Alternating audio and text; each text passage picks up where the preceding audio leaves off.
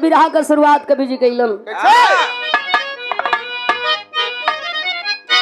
मेरु पर्वत पर तप करते ब्रह्मा मगन, मन में सृष्टि का अनमोल उद्गार था। आंख से एक बुध जल गिरा भूमि पर, क्षण में बानरी बना क्या चमत्कार था। पाकर आशीष ब्रह्मा का बानर बनी, अरे बन में फल फूल खा पेट भरने लगा। मान करके पिता अपना ब्रह्मा को वह उनकी सेवा, अरे मुदित मन से करने लगा।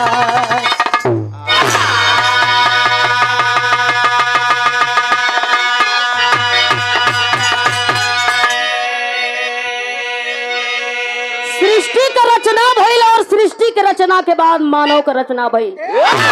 ये धरती पर केहू मोट बनल, केहू छोट बनल, केहू पातर बनल, केहू गोर बनल, केहू करिया बनल। हम ये कहिला कि जे जैसन बाजे के जवन रूप मिल गईल वही रूप पर उतराए के चाहिए, घमंड करे के चाहिए, ना कि दूसरा का ऊंच लीलार देख के अपन कपार फोड़े के चाहिए। जैसन हमके मालिक बनौले कुछ सोच के बनौले, ये सोचे के चाहिए और अपन जीवन जिए के चाहिए। काले हैं तो क्या हुआ, दिल वाले हैं। एक लाइन बिरहा में गजल के अंदाज है, कैसे?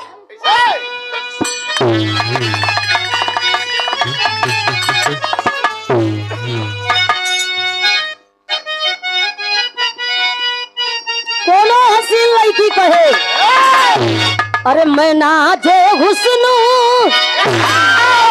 तू मेरा ये तेराम करे, जवानी नाम है मेरा मुझे सलाम करे।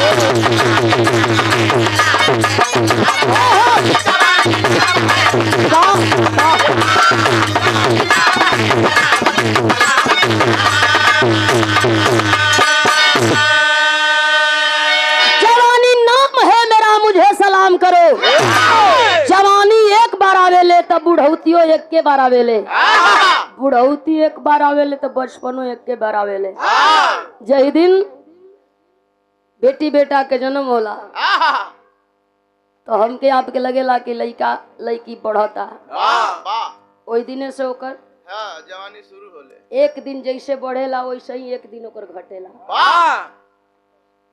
जैसे एक दिन बढ़ता वैसे ही एक दिन ओकर खत्म भी होता। भाव लिखल गई, विधाता के कर्म का, विधाता के कर्म का, अरे ना तू तिरस्कार करे। बनाया इस जग में सब उसी से प्यार करे।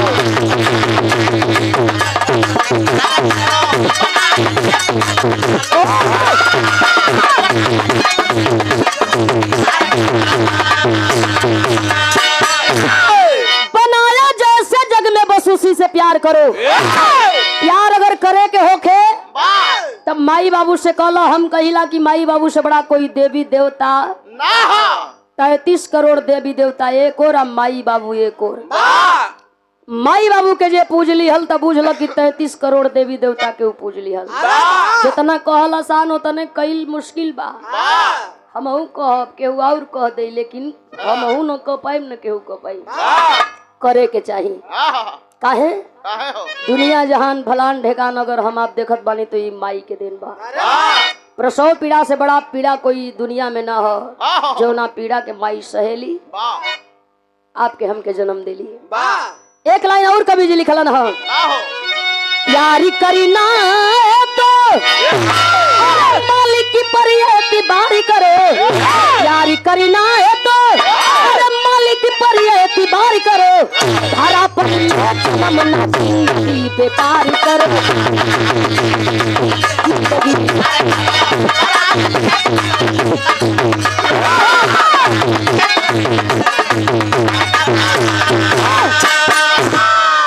धरा पर ले जन्मना जिंदगी बेकार करो।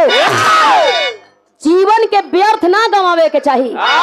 कुछ काम करो कि जियलहू की बाद लोग कहे फलाने से बढ़िया केहू नहीं खे, मुएले की बाद लोग कहे कि वाह रे भगवान फलाने कितना नीक रहलन।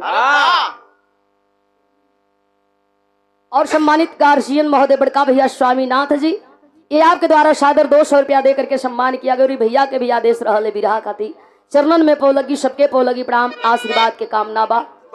ध्यान लगा के बैठल वन ब्रह्मा जी, सृष्टि का रचना कैसे हुई, सृष्टि का रचना और सृष्टि पर मानव का रचना कैसे हुई, ओकरे बादे तो मंथन भइल हुई भैया।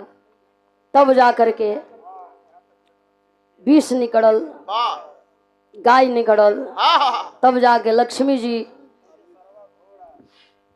कौन घोड़ा, मुझे सरवा घोड़ा, अच्छा एरावत हाथी भी। ए भैया बंद कई के अखिया के जब खोललन हम ब्रह्मा जी की अखिया से एगो आंस जमीन पर टपकल और एक बूंदियांस से एक बानर बनल, बनरा मार लागल, एने ओने कूदे उछले। देखलो हम ब्रह्मा जी, अरे वाह, हमारा यहाँ के एगो आंसू के बूंद में इतनी दम ताकत बेजे कि एगो बानर बन गई, तो हम कुछ न कर ले, जब चाहब कुछ बना दे, जब चाहब कुछ बिगाड़ दे। ए भैया वरदान दियलन ब्रह्मा जी बनरा के, जा यही जंगल झाड़ी में अपन दिन बिता ली है, कहला कि तू के छोड़ के ना जाई, जैसे जेकर जन्म भइल है माई बाबू हो गई, तो वैसे हमार जन्म भइल बा, चाहे अवतार भइल बा, चाहे जो कुछ भइल बा, लेकिन तू हमार बाप हुआ आ तो हरिये संगे यही मेरू पर्वत पर रहो।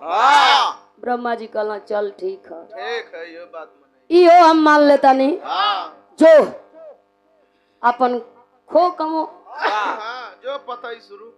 बानर मेरू पर्वत पर अपन दिन रात बितावता, जंगल में अपन जाओ, भूख लागे पतई सुर के चबा खा, फिर आवे कबो ब्रह्मा जी के आगे पीछे घोरी आवे, कबो खेले कूदे यो अपन देखे हंसे।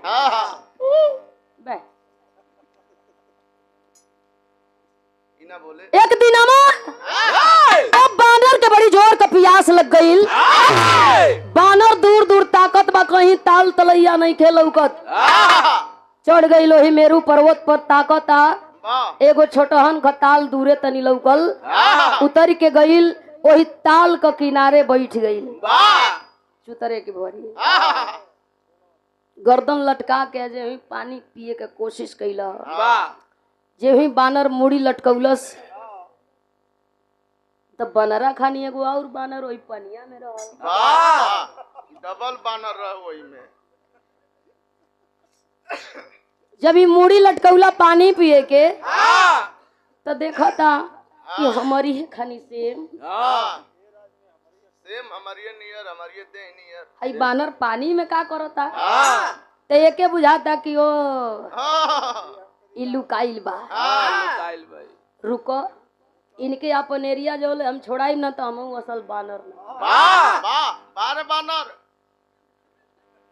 इनके अपन एरिया छोड़ाई। ए भैया के जाला पानी पिए, देखा उ बनरे का जात, वही पानी में कूद गई, लागल वही बनरा के खोजे, बुधिए भरना। आज के कम से कम 12 साल पहले सोनाडी का मेला जहाँ लगेला, एक जनी कवि जी हुआ, नाव नहीं लेवे के,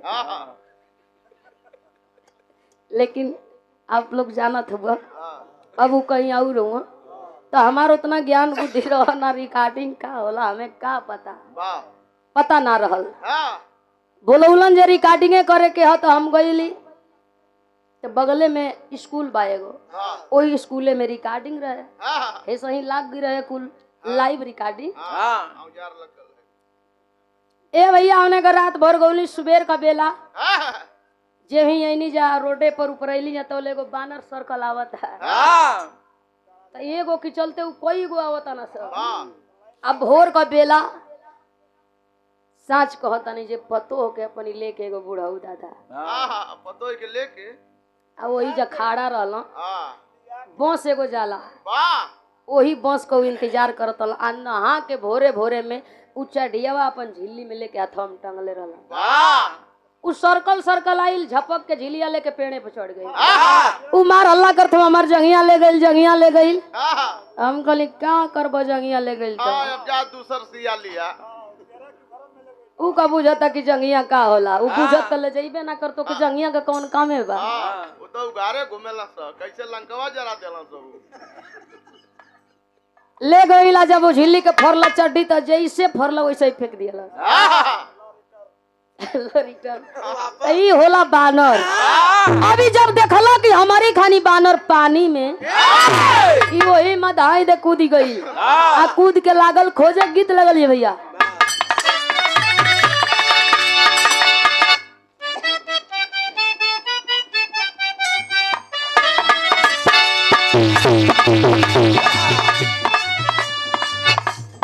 गीत बड़ी चर्चा में रहल।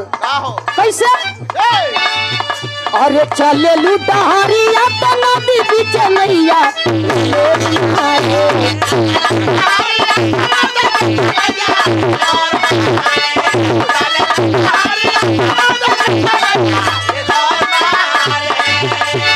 चले लुटहरिया त नदी बीच नैया, करही भैया ए गोरी हिलोर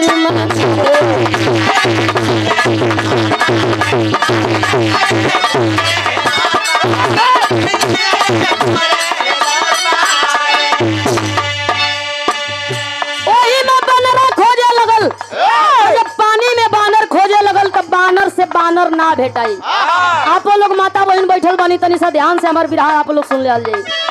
बानरा खोजे लगल तब बानर ना भेटाई। आ जब ना भेटाइल तई मार गुस्सियाता, आ मार सीना फुलावता कि हमारी डरन बुझाता कि मटिया में घुस त ना गई। आखिर गइल त कहाँ गई? कहाँ वाहे राइल वही सामने न आइल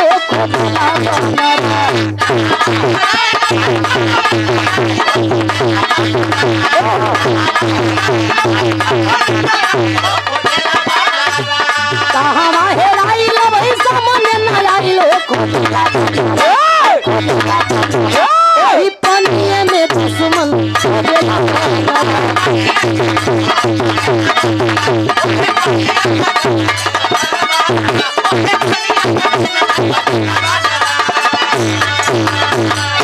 वही पानी में बानर खोजत खोजत सिहर गईल। जब बानर से बानर ना भेटाइल तया के किनारे बैठ गईल। वही पानी की ओर ताकता, चल कब्बो तो निकल के अइबे, ते जब्बे अइबे तब्बे हम तो से आजमाइश करब, तब्बे तो के मार के हम अपन एरिया छोड़ाई। वही किनारे पर बैठ के बानर बानर के ताकता, एक एक का बुझाता कि वो करे परछाई वो पानी में लौकता। उ तो उ बनरा के परछाई पनिया में लौकत रहल। आ जैसे ही कूदल पानी हिड़ा गई, लेकर परछाई खत्म हो गई।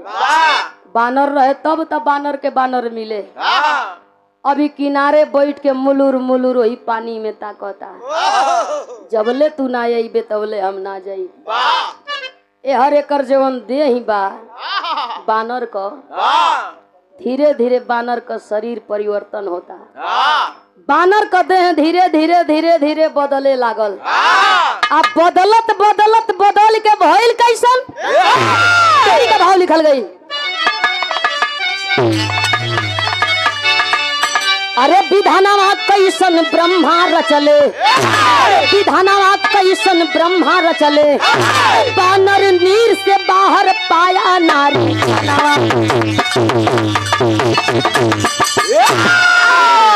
एगो सुंदर लड़की का शरीर और बानर का हो गई।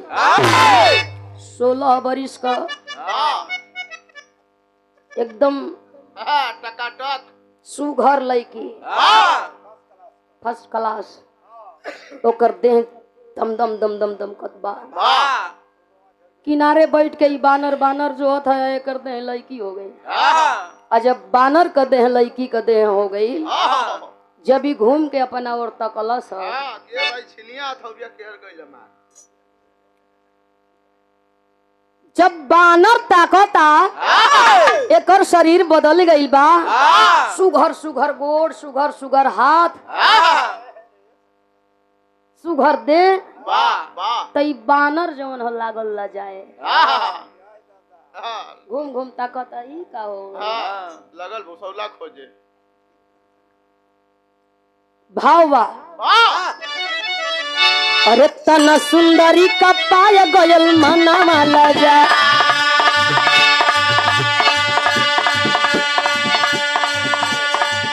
नहीं तो पले तो पाई हो बदन सुंदरी धीरा मन के बधाई बैठे रहे सकुचा कैसे सबके देखाई हो बदन सुंदरी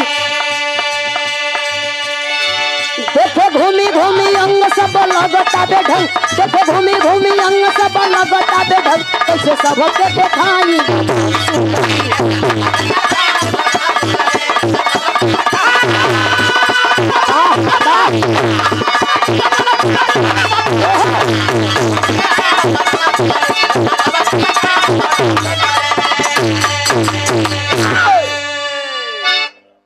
उठ के वही किनारे से अब बानर वही जंगल में गई। अब कहाँ वो बानर बा, अब तो लड़की हो गई बा। आज जब वो लड़की जंगल में गई तो एगो घन झाड़ी का यार देख के वही जब बैठ गई। लजा रहल बा, सोच रहल बा अब तो हे रूप में अगर हम जाई जाके ब्रह्मा जी से कोई कि हम तुम्हार बनरा हैं तो ब्रह्मो जी इनकार कर दी कि हमार बनरा ना हो। अब हम जाई बोई वही झाड़ी में बैठ के आँख से आंसू बहावता रोवता उ बानर कहाँ जाई कि हमके चीनी कि हम बानर हैं। संजोग देखे वही जंगलवा से सूर्य देव और इंद्र देव ब्रह्मा जी से मिले जात हुन। नजर पड़ल सूर्य देव इंद्र देव वही लड़की के देखत हुन। इंद्र देव का नियत खराब हो गई। सूर्य देव समझावत हुन खबरदार हम देखली हाँ। इंद्र देव कहे कि हम देखली हाँ। सूर्य देव और इंद्र देव में तकरार हो गई, रार हो गई। ये दोनों जानी एक दूसरे के धक्का मुक्की करते हो। ऊ कहत हम देखली ऊ कहत हम देखली हाँ। ऊ कहल त तू देखल त का करब, कल हम बियाह करब एक अपन रानी बनाई। इंद्र देव कहे तो सुना हम पहले देखली हाँ, तू बियाह करब त का हमें के ले जाके हर जोतवाई हम ऐसे बियाह करब एक अपन रानी बनाई। इंद्रदेव सूर्य देव में तकरार और रार छिड़ल तने ना वही जंगलवा में दोनों जानी में मारा का मारी होके लगल। एक लड़की खातिर दोनों देवता फैटी का फैटा लाता का मुकी पटकी का पटका करे लगलन। गर्दन कबर गई बैठल लड़की वही जंगल में हो भैया रोवे लगल। सोचत बा कि वाह बतावा कल युगे में ऐसा न था कि वही जमाने में होत रहे। दोनों देवता बाजार में उगड़ा रहा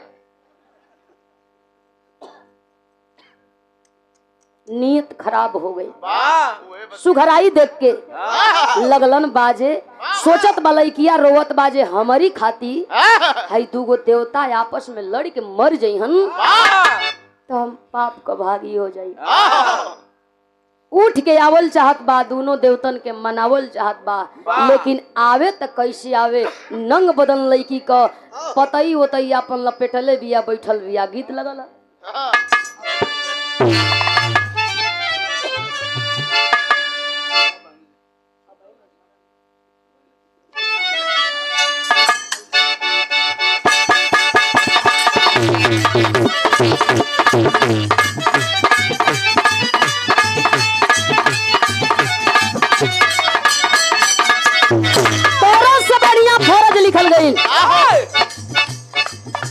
भाव लिखल ना कवि जी दोनों देवतावन के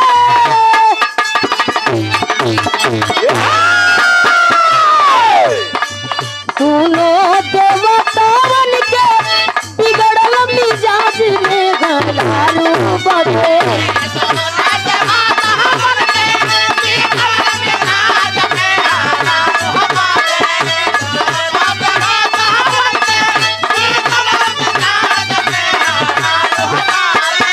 दोनों देवतावन के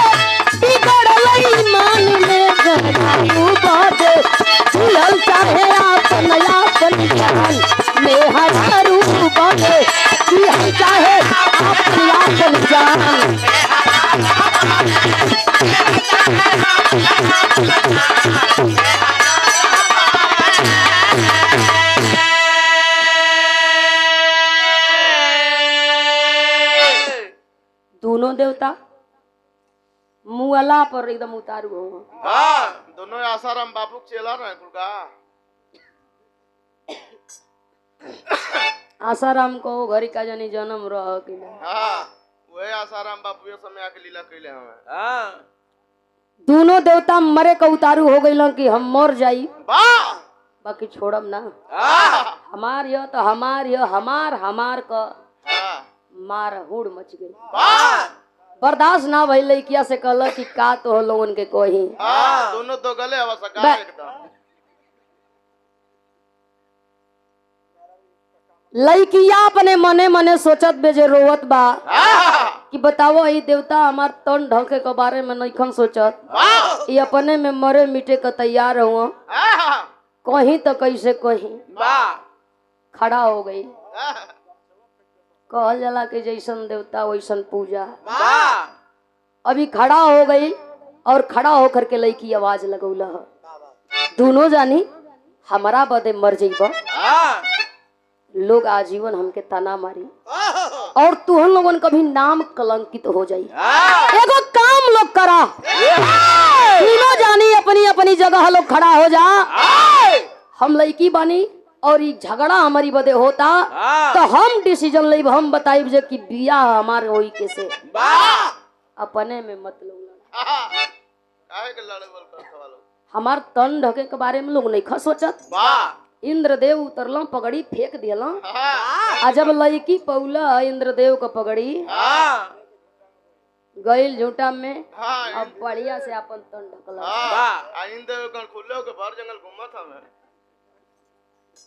सूर्य देव सोचला कि त बाजी मार गईलन। अभी पर्दा दे दियल तो हमार अब थोड़ी सुनी। यो अपन धोती खोल के फेंक दियल। ले ऐसे हम काम काहे करब। जब पा गई तब बढ़िया से ना अपन तन ढकलस। आ जब लड़की आई लिए सामने खड़ी भई लिए कल की जा धिक्कार बाहो। दोनों पता ही से अपन अपन ढमका सा कहलस कि तो हम लोगन के लाज नहीं खे तो शर्मो नहीं खे भगवान। पिपरे के पता ही से तो बला सब भैया सुनो जा बिया हमके न करे के बा तनी हमार फैसला जाना जा। पॉपट का लाइन बा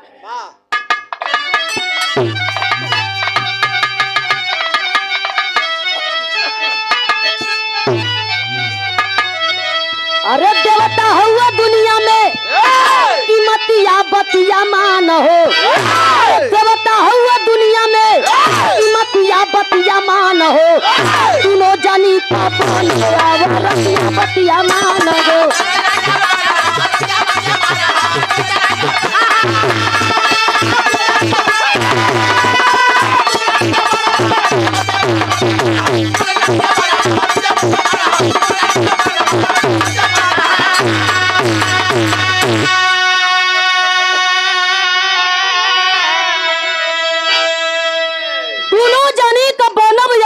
बतिया माना हो। दोनों जानी से बियाह करब आ दोनों जानी का मेहरारू बन के दोनों जानी की संगे रह। मंजूर होके तो ठीक है नहीं तो जा लोगन।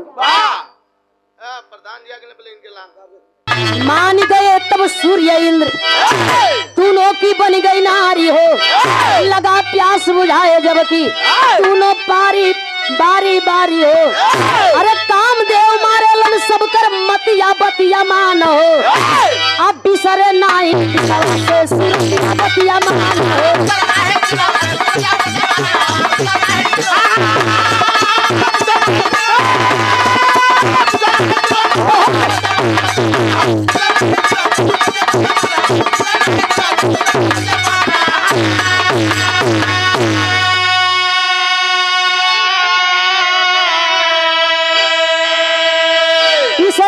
दिलवा से सूरतिया बतिया माना हो। दोनों जानी मान गईलन कि चला ठीक बा मंजूर बा हमन शादी कैल जाई। दोनों जानी से शादी लड़की कैला वही जंगल में रहे लगल। धीरे धीरे धीरे धीरे महीना 2 महीना बीत गईल। सोच रहल बिया लड़किया कि ये भैया सूर्य देव ही जा रही जइहन तो फिर अनहारे अनहार कबले लोग बिताई। और इंद्रदेव इनहू के नहीं खे समझ हाँ अपन इंद्रासन छोड़ के आइल बड़ो। नाचे का मलिकार हमें ही। हाँ नहीं इंद्रदेव हम तो वे बतिया वो लोगन के दरबार में नाच होके ये नर्तकी लिए मैं सुंदर परी उन्हें एक जी में रहे खोज खोज के मृदंग का नाच ही नहीं कि घरे रहे उस समय। हाँ लेकिन उन्हनी के नाम नचनिया में ना होके अब सारा परी में होके। ए भैया दोनों जानी वही जंगलवा में लड़किया की साथे 3-4 महीना बितौलन। अल्लाह का भाव लिखल गइल बा। अरे अंधा होई जाल लो दोस्त के करबा सूर्य देव इंद्र देव के दोष नहीं थे उम्मा दोष कामदेव का बा। कामदेव जब जेकरी कपारे पर बैठ गईलो तो उ दुनिया का कतनो तपस्या करे वाला तपस्वी रहल होके, दुनिया का कतनो बड़ा संत रहल होके, दुनिया का कतनो बड़ा ऋषि रहल होके, एक बार उनके बेइज्जत होके के पड़ गई। कामदेव कपारे पर सवार हो गई लो। जब इंद्रदेव सूर्य देव के कपारे पर कामदेव सवार हो गई लो तो तो कहा जाइए भाव बा। अरे अंधा गोई जाले लोग यह पाप बढ़ी जाला बाबू।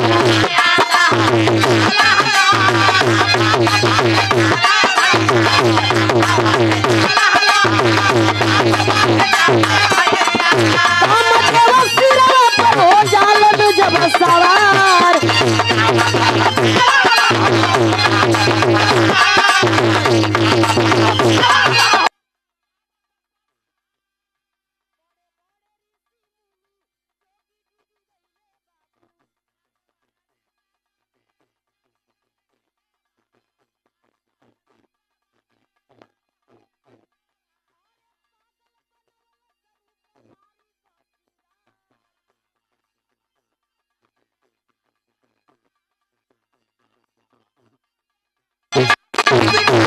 वही सुंदरी के रूपवा पर मोहित दुनो देवता भइले।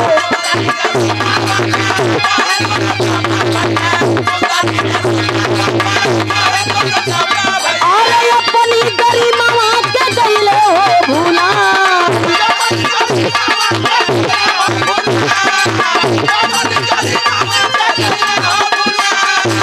दुनो देवतन को अंश पले बेटवा में बाबू।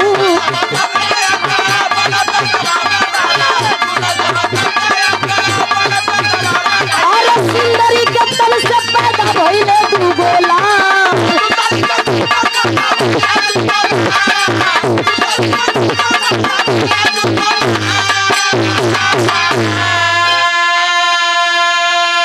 वही जंगल में कुछ दिन बीतल और जब कुछ दिन बीतल हो प्रेम प्रसंग चालू भइल, मिलन चालू भइल ओ सुंदरी और इंद्रदेव सूर्यदेव के।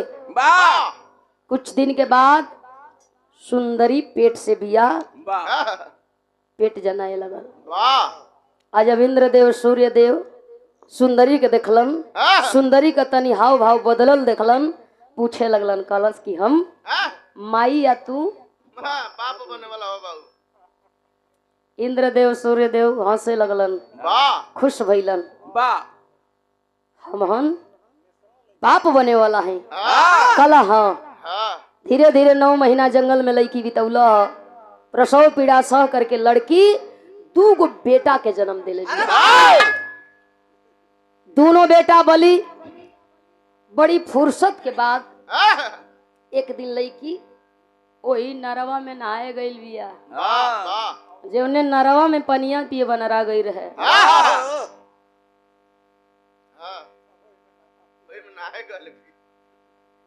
सूर्यदेव इंद्रदेव समझौलन नारी के। सुंदरी हम जाती जब ब्रह्मा जी से मिल के आवल जाई, शाम हो जाई, चिंता मत करिए, घबराइए मत। कल की बस बस बस बस बस जल्दी जा लगन। आ जैसे ही दोनों देवता निकलल हुन, दुनहुन के अपन मिसलस चतलस सुतौलस वही जंगल में वाह आई अपन लहला लुगा उगा चल देहलन जाके वही नारा में हेलल बिया निकाल के माटी आ माथ मिजत हिया बड़े बड़े बाल धोवत हिया पानी में छपक छपक नहात हिया अजे ही नहाय वहाय के निकलल किनारे खड़ी होके आपन एक एक कपड़ा बदन पर लागल चढ़ावे धीरे धीरे धीरे धीरे अब एकर शरीर बदले लागल वाह वाह फिर छिन्नी हथौड़ी तैयार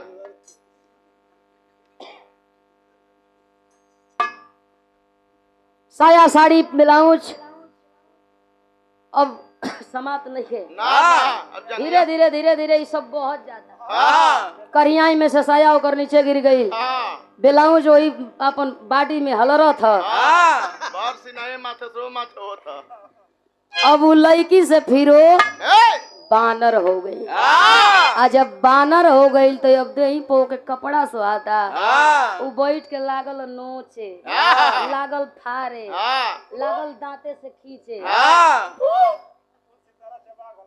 सगरी न सितारा चबा गलस साड़ी साया ब्लाउज फाड़ के वही जब फेंक दियलस मरलो छलांग या चढ़ गई पेड़े पर जाके वही पेड़े पर लागल न पतई सुर के कोई दिना का छूटल बा हिक लगाई के अपन खैलस पतई अपन सुर के गिरावे ए पेड़े से वो पेड़े आ वो पेड़े से वो पेड़े खुद फान कही रहे लड़का जब भूखाइल हुआ तो दोनों लड़का लगल अपने माई के जो है रोवत हुवन हाथ गोड़ पीटत हुवन इंद्रदेव सूर्यदेव वहाँ अपन भेंट मुलाकात करत हुवन शाम का बेरा जब वापसी कैल इंद्रदेव सूर्यदेव लड़का जार बेजार रोवत हुवन वही जंगल में माई है ये नहीं के दौड़ल दोनों देवता अला एक एक लड़का गोद में उठा के खेलावो तो वो मत रो चुप रह चुप रह तू और माई पता ही सुरकत हिया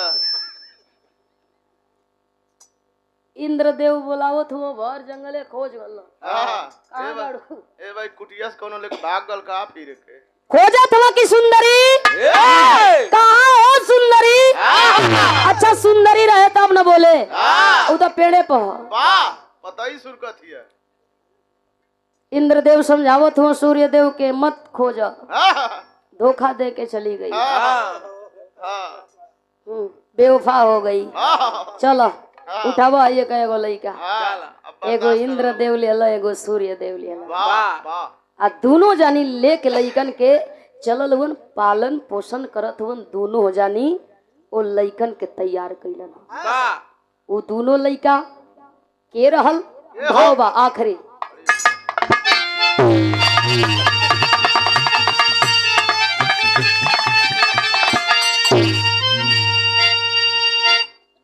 अरे किसकिंधा पर अरे किया तपस्या किसकिंधा पर दोनों बिरवा केहू नाया जमा पवलस जग में हो बाली का जोरावा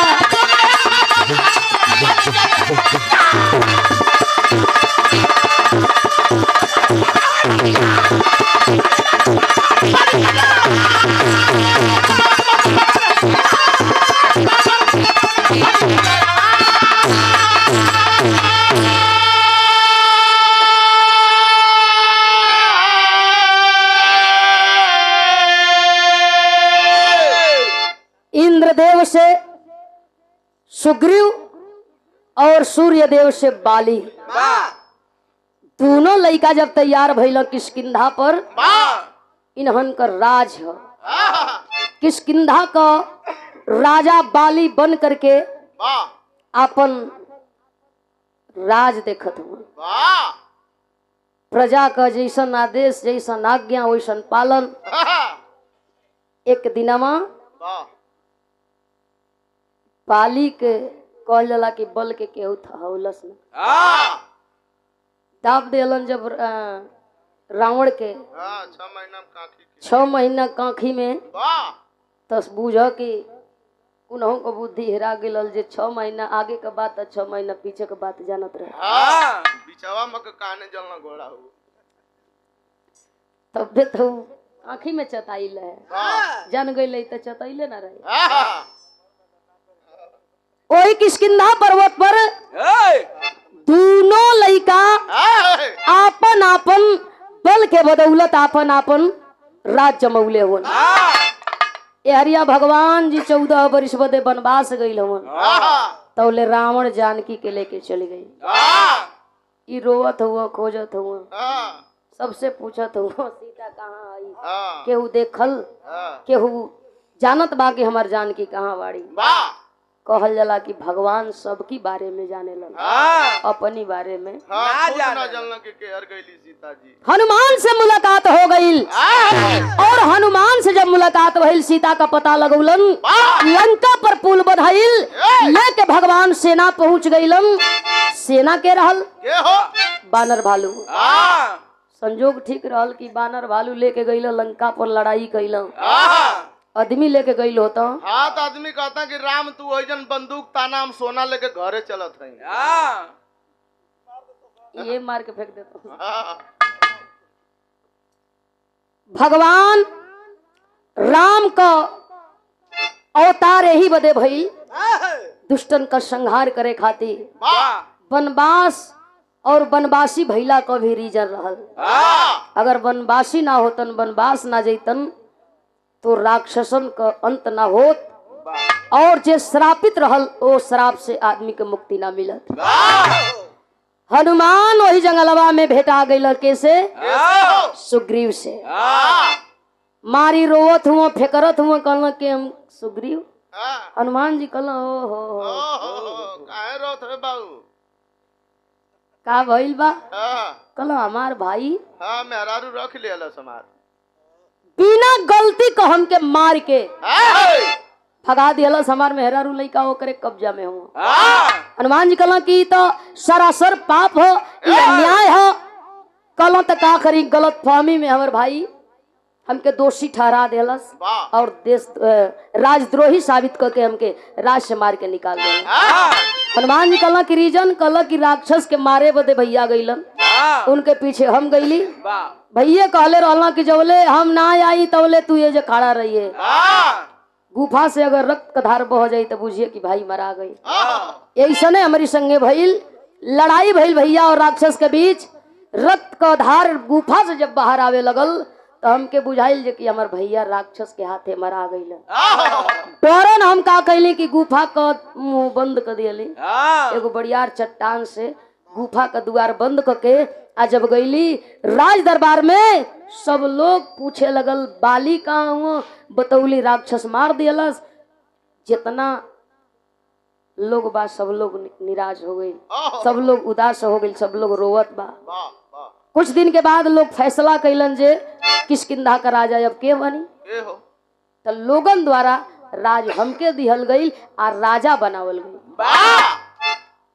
तो हनुमान जी कहल तेमा का बेजाय हो गई। कहल कि जब भैया लौट के अइल, जब हमके सिंहासन पर देखल तो भैया के गलत फहमी हो गई कि बुझा था कि सिंहासन के लालच में गुफा कई दरवाजा बंद करके चली आइला।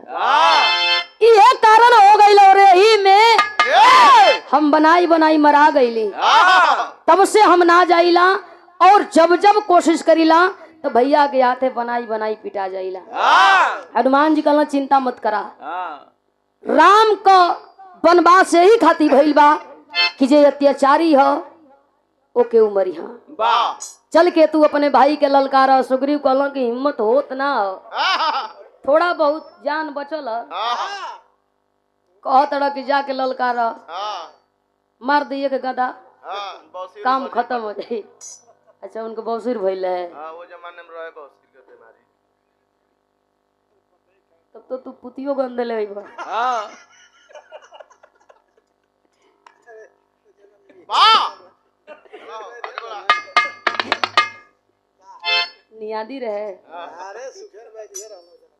ए भैया गईलन सुग्रीव हनुमान की कहले पर लगल बाली के ललकारे। कैसे किष्किंधा का राजा बाली बना अत्याचारी, अपने भाई सुग्रीव का रख लिया नारी।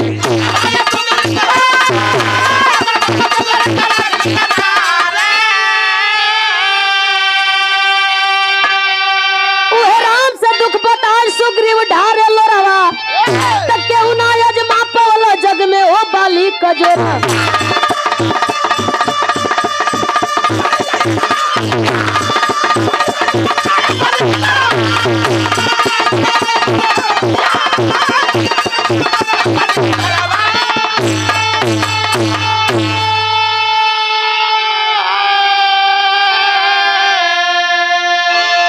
मातंग ऋषि के आश्रम से सुग्रीव चल दिहलन और मातंग ऋषि के आश्रम से जब सुग्रीव चलल हुवन बाली के लल करलन तो भगवान राम ताड़ के आड़ में खड़ा हो गई हाथ में धनुष बाण और भगवान मारे खातिर सुग्रीव के अरे बाली के जोहत हुवन मौका मिलत ना हो मौका मिले भी तो चिन्ह न पावा कि बाली के या सुग्रीव के सेम सकल जैसन दाढ़ी उनका वैसन दाढ़ी उनका जैसन मोछ उनका वैसन मोछ उनका जैसन मुंह उनका वैसन मुंह उनका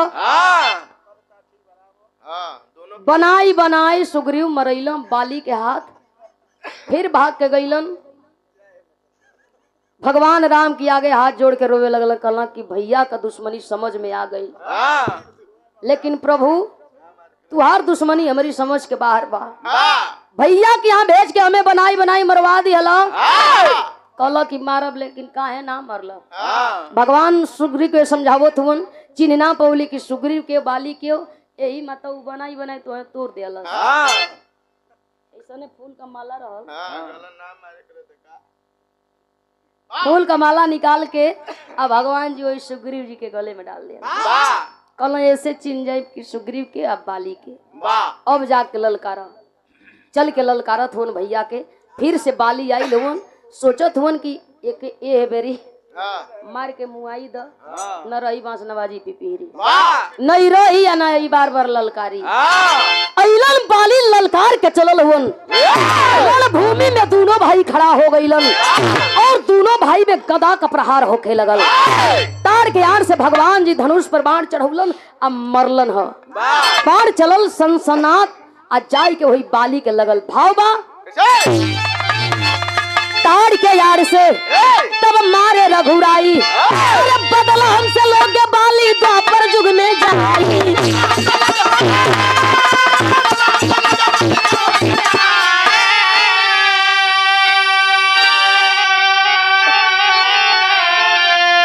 ताड़ के यार से भगवान राम बाली के मार गिरौलन गईला सामने भगवान खड़ा हो गईला बाली देखला भगवान के आंख में आंसू हाथ जोड़ला बाली पूछे लगल कि तो भाई भाई का दुश्मनी रहा तू कैसे भगवान राम बतौल कि पाप का अंत करे खातिर हमारा अवतार भइल जे माई के कोख से जन्म लिहल ओकर जन्म भइल आ जे बिना माई बाप का पैदा भइल ओकर अवतार भइल भगवान बतौल कि अवतार हमारे ही बदे भइल बा पाप का अंत करे खातिर आ तू पापी बाड़ा बाली कल कैसे कैसे पापी है कल की भय हो के छुए के ना चाहिए तू राख ले पाप कैले बड़ा भयो को परछाई न लगे के चाहिए मरले जरूर बानी तुह के लेकिन हम हूँ पापी बानी बाली कलन नहीं प्रभु आप कैसन पापी कलन की सही बात बाजे भाई भाई का बीच में हमारी जरूरत ना रहल लेकिन पाप का अंत कई जरूरी रहल पाप के हम मरले बानी बाकी हम तुह के मरली तू हमके मार लिया बदला पूरा हुई बाली कलऊ कैसे कल की द्वापर में राम जब कन्हैया बन के यहाँ तो तू बाली बहेलिया बन के आ तुहरी हाथ है हमार मौत लिखल गई बाली आज्ञा लेकर के भगवान से और ये दुनिया के छोड़ के चल बसल राम का जन्म भइल कन्हैया के रूप में और बाली का जन्म भइल बहेलिया के रूप में बताया जाता है वही बाली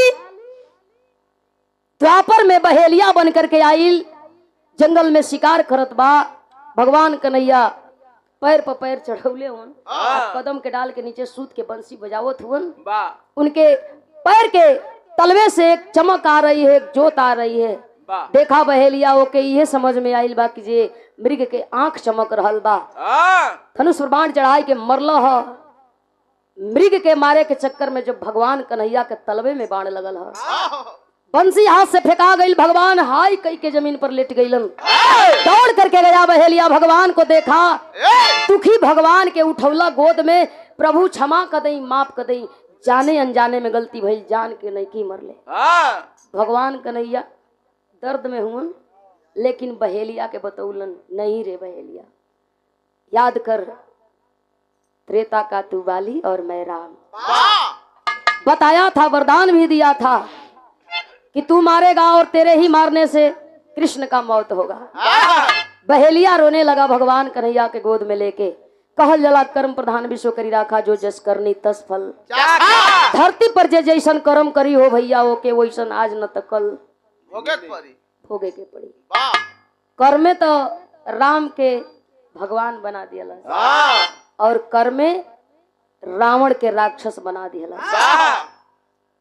राशि एक ही रहल, र से रावण और र से राम, लेकिन राम मर्यादा में काम करे और रावण मर्यादा से बाहर। केहू के खाली कहे मारो काटो पीटो, और राम सोच समझ के काम करे। अमर राजभर खंड भाव बा कैसे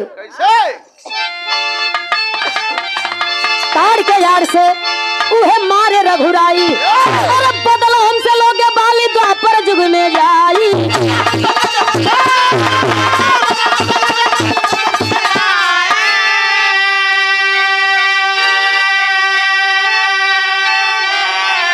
काधा को ब्याधा मारा मीठा कुल का कोरवा, केहू ना यजमा पवलस जग में हो बाली कजोर।